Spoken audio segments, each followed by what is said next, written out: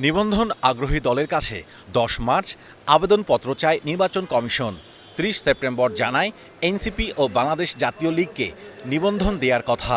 তবে প্রতীক হিসেবে শাপলা নিয়ে জটিলতায় পত্রিকায় দিতে পারেনি বিজ্ঞপ্তি। তবে কয়েক দফা আলোচনায় কাটেনি জটিলতা।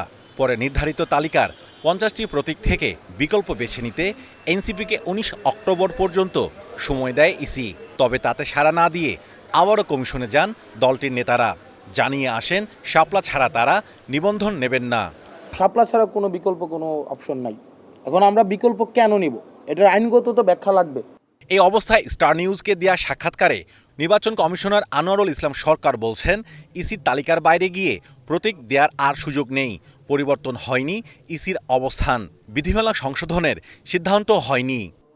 ওনারা নিবন্ধন পাচ্ছেন, তো নিবন্ধন পাওয়ার পরে তো কি বলে যে প্রতীক একটা ওনারা নিবেন। আর আমরাও যেহেতু বিধিতে শাপলাটা নাই, আমরা দিতে পারছি না। তো এখন আমরা ওনাদের সহযোগিতাটাই তো চাবো যে আপনারা একটা নেন, আমাদের বিধিতে যেগুলো আছে তার মধ্যে থেকে একটা নেন। এর বাইরে তো যাওয়ার সুযোগ নাই। তো এখন শাপলা প্রতীক সারা নিবে না, এটা ওনাদের বক্তব্য। তো নির্বাচন কমিশনেরও তো একটা বক্তব্য ইতিমধ্যে আপনারা জেনেছেন। বিধিতে নেই, সেই হিসাবে আমরা দিতে পারছি না। এখন তো ওইরকম কোনো সিদ্ধান্ত হয়নি। তো কমিশন তো বিধি চেঞ্জ করার কোনো সিদ্ধান্ত নেয় নাই। নিবন্ধনের সিদ্ধান্তের পর নতুন দল নিয়ে কারো আপত্তি আছে কিনা জানতে রয়েছে বিজ্ঞপ্তি প্রকাশের বিধান। তবে রোডম্যাপ অনুযায়ী সেপ্টেম্বরে নিবন্ধন চূড়ান্তের কথা থাকলেও শাপলা জটিলতায় পিছিয়ে গেছে ইসি। তবে সে বিজ্ঞপ্তিটি দিতে চায় চলতি সপ্তাহেই। নিবন্ধনের যে শর্তগুলো, সেই শর্তগুলো আমরা ফিজিক্যালি ভেরিফাই করার জন্য আমরা 10টা টিম গঠন করেছি।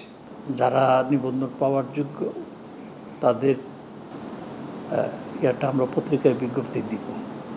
এই সপ্তাহের ভিতরে আমরা এটা শেষ করব। আমরা পরিকল্পনাটা ধরেই নিছি ওইভাবে যে আমাদের যদি কোনো বিষয়ে বিলম্বিত হয় তাহলে যাতে কাভার করা যায়, ওইভাবে শিডিউল ডিক্লেয়ারের আগ পর্যন্ত আমাদের হাতে সময় আছে। শাপলা ইস্যুতে কোনো রাজনৈতিক সংকট তৈরি হবে না বলেও মনে করেন এই commissioner.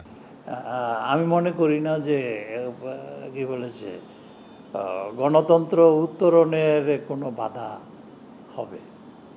Mahmudul Hasan, star news, Dhaka.